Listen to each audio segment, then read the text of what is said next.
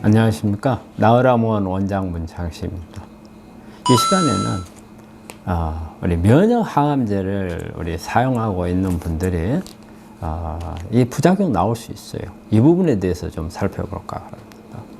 요즘에 면역 항암제는 우리 암 환자들 사이에서는 가장 핫한 약이고, 그 다음에 가장 최근에 개발돼서 나왔고 가장 최신 이런 항암 치료라고 할 수가 있거든요.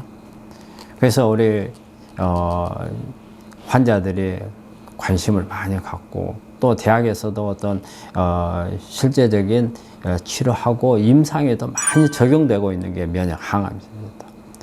근데 우리가 일반적으로 알려져 있기로는 면역 항암제는 크게 부작용이 없다, 이렇게 알려져 있거든요. 그런데 실제 그렇지는 않더라는 거죠. 우리 면역 항암제라고 하는 것은 우리가 우리 몸을 보호하는, 사실은 이제 우리가 암세포가 자신을 공격으로부터 막기 위해서 안에 방어막을 치는 거거든요. 이런 부분들이 이제 PD-1에 대한 PD-L1이라든지 또 CTLA-4라든지 이런 부분들을 발현을 시켜서 우리가 면역 세포가 암세포로 공격하는 것을 차단하는 게 면역 항암제입니다. 근데 이런 약제들을 썼을 경우에 나올 수 있는 부작용은, 가볍게 나올 수 있는 부분들을 보자면은 피로하는 부분들이 나올 수가 있고, 그 다음에 이제 피부에 반점 같은 게 이제 이렇게 생길 수 있는 부분들이 있고요. 그 다음에 이제 설사나 장염 증상 같은 게 나올 수가 있고, 그 외에도 보면은 다양한 간이라든지 갑상선이라든지, 장이나 대장이나 이런 데 영향을 주는 그런 부작용들이 나오거든요. 근데 가장 대표적으로 우리가 염두에 둬야 할 부작용은 바로 자가 면역을 이런 면역 항암제가 유발할 수 있다는 거예요. 제가 아까 이야기했듯이 우리 면역 항암제는 어떤 보호막을 제거하는 그런 역할을 하거든요. 그래서 우리 암세포가 자신을 보호하기 위한 보호막을 이 약물이 제거를 하지만, 또 한편으로는 내 정상세포에 대한 보호막도 제거를 해버릴 수가 있어요. 그러면 어때요? 이 약제가 정상세포도 공격을 할 수 있다는 거죠.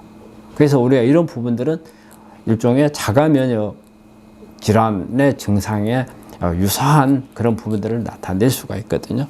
그래서 특히 어떤 류마티스 관절염이 있는 분이라든지, 아니면 하시모토 갑상선염이 있는 분이라든지, 아니면 어떤 과민성 대장염이나 아니면 얼서라티브 궤양성 대장염, 이런 병들이 다 자가면역 질환이거든요. 그래서 이런 부분들을 악화시킬 수 있는 그런 요인으로 작용할 수도 있고, 또 이런 부분들이 자가면역 질환을 유발할 수도 있어요. 그래서 이런 자가면역 질환을 가장 잘 유발하는 게 폐렴 같은 걸 잘 일으킬 수가 있고요. 그 다음에 간염, 그 다음에 우리 내분비 기관에 있어서 갑상선이라든지, 그 다음에 부신이라든지, 그 다음에 뇌하수체에 어떤 영향을 줘가지고 자가면역 질환을 일으킬 수 있다는 겁니다. 그래서 우리가 일반적으로 면역 항암제는 큰 부작용이 없다 하지만, 요즘에는 이런 자가면역 질환에 대한 부작용이 상당히 많이 언급이 되고 있어요. 그래서 우리 환자분들이 이런 치료를 받고 계신다면, 만약에 이런 증상들이 좀 유사한 증상들이 있다면 빨리 주치의한테 알려서 빠른 조치를 받는 게 치료에 도움이 되리라고 생각합니다.